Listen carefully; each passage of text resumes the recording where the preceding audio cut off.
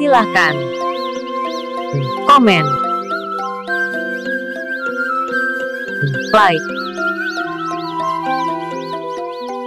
share, subscribe. Selamat mengikuti Kembang Setaman Group sampai tuntas. Assalamualaikum warahmatullahi wabarakatuh. Pemirsa Kembang Setaman Group, kesempatan kali ini saya berada di pintu masuk Desa Sidotentrem. Dengan rasa penasaran kami, Kembang Setaman Group ingin menelusuri jejak-jejak atau rahasianya Desa Sidotentrem ini.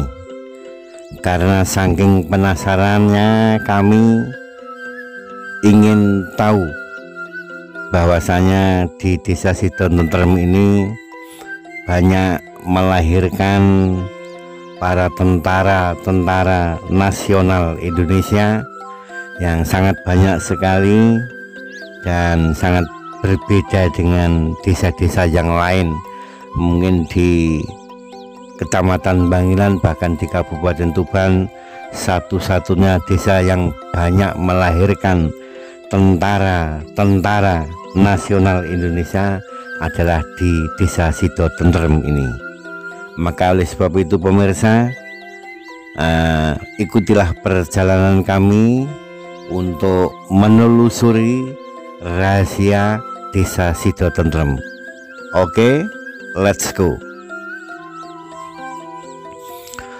Pemirsa Kembang Setaman Group, di zaman dahulu kala bahwasanya sebuah wilayah atau distrik kewilayahan sebelum ada peraturan administrasi pemerintahan, di mana belum mengenal istilah kepala desa, belum mengenal masalah petinggi dan lain sebagainya, apalagi lurah, jadi belum mengenal, sehingga di Sidotentrem ini masih menggunakan istilah kewilayahan distrik ya, atau ya dari wilayah-wilayah yang sebagai adat ya, jadi wilayah adat, yaitu dengan distrik atau kewilayahan. Dan di Sidotentrem ini ada dua distrik, yaitu dari distrik barat dan distrik timur. Nah, untuk wilayah distrik barat disebutlah dengan Desa Brangkulon.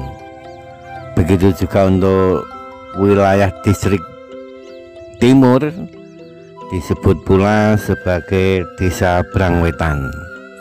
Nah, antara Brangwetan dan Brangkulon ini masing-masing dipimpin oleh seorang Demang, yaitu pada waktu itu Demang adalah merupakan istilah pimpinan dari suatu wilayah desa.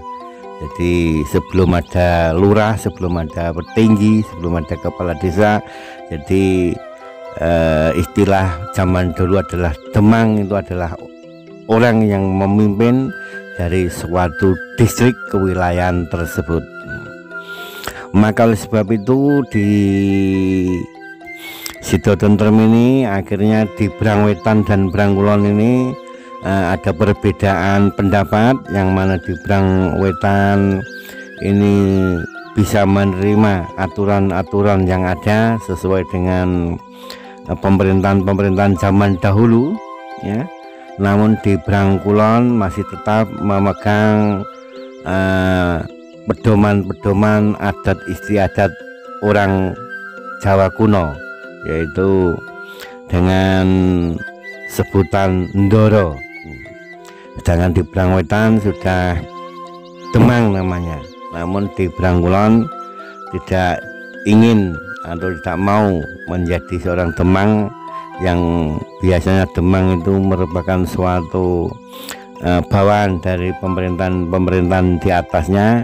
Jadi di Brangkulon tetap memakai adat yang mereka yakini, yaitu Ndoro ya. Jadi sama-sama saja antara Demang dan Ndoro ini mempunyai kekuasaan sama-sama seperti layaknya seorang kepala desa saat ini. Dan di Brangwetan dan Brangkulon ini di zaman dulu kala memang benar-benar merupakan kawasan yang subur makmur. Jadi masyarakatnya gemah ripah, loh jinawi, tentem, karto raharjo, semuanya hidup dengan berkecukupan. Tetapi dengan adanya istilah Demang dan Ndoro tadi, di lapisan bawah masyarakatnya ini juga saling atau sering saling mengejek satu dengan yang lain. Apabila ketemu dari penduduk Brangkulon, Brangwetan juga ngejek bahwasanya dipimpin oleh seorang Ndoro. Kalau saya kan seorang dipimpin oleh Demang. Nah begitu juga yang orang yang di Brangkulon juga demikian, apa dipimpin oleh Demang, enak Ndoro. Nah karena demikian, dan asal mulanya memang itu hanya sekedar ejek-ejekan kecil, tapi lambat laun itu akhirnya juga menjadi suatu perselisihan ya, atau perbedaan pendapat yang sangat kuat sekali. Apalagi di sisi lain mereka sama-sama menjadi orang yang sukses atau orang-orang yang berkecukupan, sehingga perbedaan itu pun akhirnya meruncing akan menjadi permusuhan. Dan di sisi lain di Demang dan Ndoro tadi juga merasakan reaksi masyarakat yang dipimpinnya mempunyai suatu perselisihan satu dengan yang lainnya, maka mereka berusaha untuk melerai agar mereka hidup tentrem, hidup rukun, damai. Namun yang namanya masyarakat yang biasa kumpul, biasa bergurul dan saling mengejek, tetap saja suasana itu berlanjut dan akhirnya menjadilah suatu pertengkaran ya. Pertengkaran awal mulanya kecil-kecilan, namun akhirnya Brangwetan demikian tidak terima kalau ada rakyatnya atau temannya dimusuhi oleh masyarakat Brangkulon. Juga sebaliknya demikian, Brangkulon juga merasa tidak terima, sama-sama tidak terima. Akhirnya terjadilah peperangan yang hebat, peperangan yang sangat dahsyat sekali, sehingga banyak perumahan-perumahan dihancurkan, banyak tanaman-tanaman di persawahan juga dihancurkan semua. Dan di dalam istilah dahulu disebut dengan perang yang ajur-ajuran ya. Jadi hancur-hancuran. Jadi mulai dari ternaknya, dari bangunan rumah-rumahnya, tanaman-tanaman palawija dirusak semua, sehingga hancur-hancuran pada waktu itu.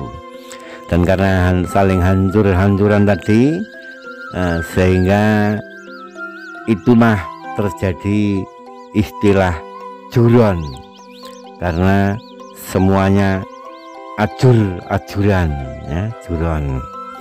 Nah setelah terjadi istilah juron, si pemimpin mereka masing-masing antara Ndoro dengan Demang tadi juga berusaha untuk melerai, namun tetap saja tidak mampu mengendalikan rakyatnya masing-masing. Akhirnya Ndoro sama Demang berdamai dan sama-sama ingin melepas jabatannya masing-masing dan juga ingin hidup menyendiri di suatu tempat. Dan Demang saat itu hidup menyendiri berada di selatan sungai ya, yang berada di perempatan Jalan Juron di depan SDN Sidotentrem 1 itu ke utara, dan di gampengan sungai. Nah itu dulu ada dataran yang ditempati oleh seorang Demang, dan di situ Demang hidup di situ ditemani oleh kuda kesayangannya ya.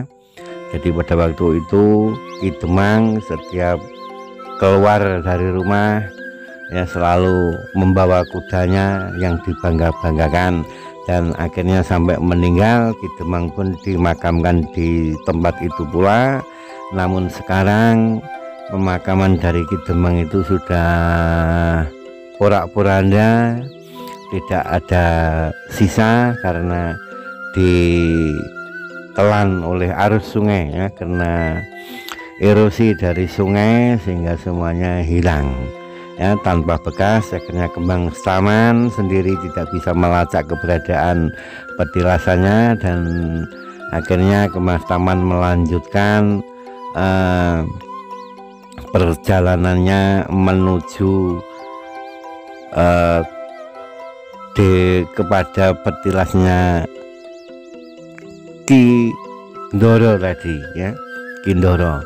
Maka setelah kembang taman sampai di petilasan Ki Ndoro, karena Ki Ndoro berada di desa Ngadem, karena pada waktu itu Ki Ndoro pun juga seperti Ki Demang yang merasa tidak bisa mengendalikan masyarakatnya, sehingga Ki Ndoro juga ingin hidup menyendiri di tepi sungai. Namun kondisi Ki Ndoro ada di utara sungai dan sambil berteduh di suatu pohon besar, pohon yang rindang, dan lagian di suasana itu sangat nyaman sekali. Dan Ki Ndoro pun juga dengan menyebut dirinya sedang ngadem di situ.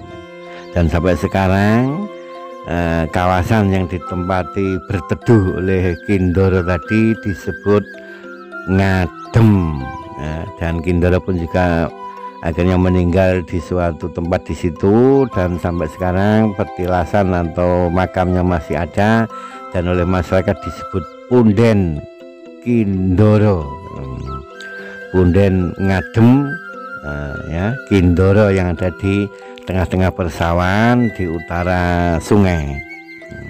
Maka setelah kembang taman grup ke sana juga akhirnya juga sempat mampir sebentar di dam Ngadem ya, karena di Ngadem ada bangunan yang cukup tua ya, cukup ya bisa untuk menjadikan ya kita terbawa oleh masa lalu yaitu bendungan namanya dam Ngadem atau dam ya dam Cekdam itulah ya. Jadi itu peninggalan Belanda, maka kita sempat juga bertandang ke situ, melihat-lihat sebentar, dan kita tadi terus akhirnya meneruskan untuk bercerita tentang Brangwetan dan Brangkulon setelah sama-sama meninggalnya Ki Demang yang ada dari Brangwetan meninggal bersama kuda jantannya, Ki Ndoro yang juga meninggal di Ngadem. Akhirnya muncullah seorang tokoh kesatria muda yang arif, bijaksana, juga sakti mandraguna, dan beliau bernama Kartosentono ya, Kartosentono. Dan akhirnya pemerintahan atau pada waktu itu pemerintahan desa Brangwetan dan Brangkulon yang tadi sudah disebut dengan nama Juron tadi, akhirnya disatukan menjadi satu, menjadi desa Sido Tentrem. Nah, Sido Tentrem itulah berkat dari Ki Kartosentononya untuk menyatukan kedua masyarakat dari Brangwetan dan Brangkulon tadi yang menjadi Juron tadi. Akhirnya dengan arif, bijaksana, dan keteladanan yang bagus ya, dan seseorang yang berwibawa besar, sehingga Ki Kartosentono bisa membawa Juron ini menjadi desa yang tentrem, ayem.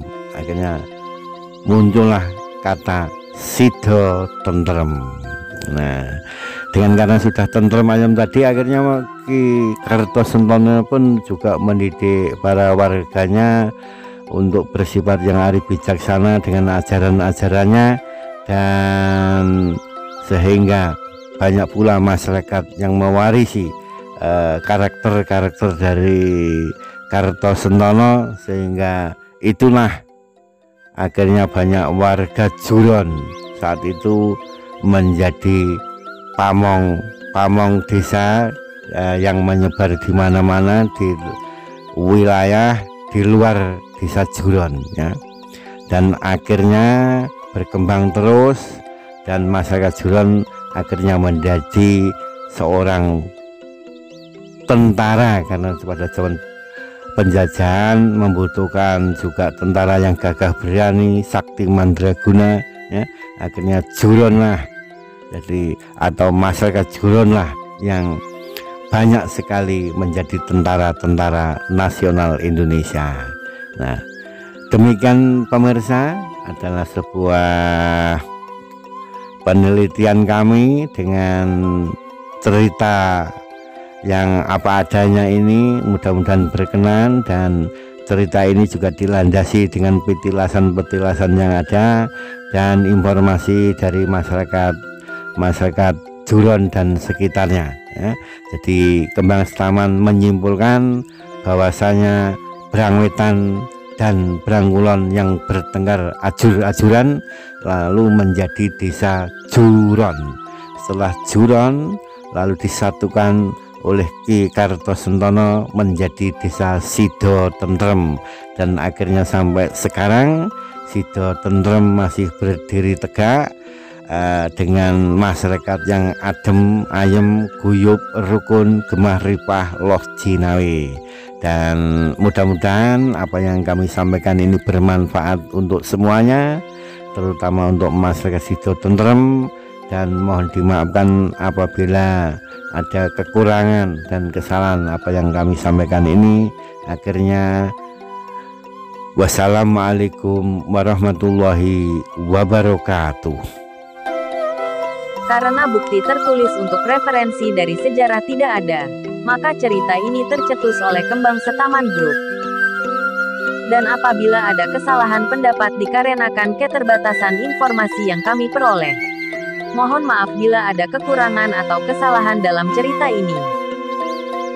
Terima kasih telah mengikuti Kembang Setaman Group. Semoga bermanfaat.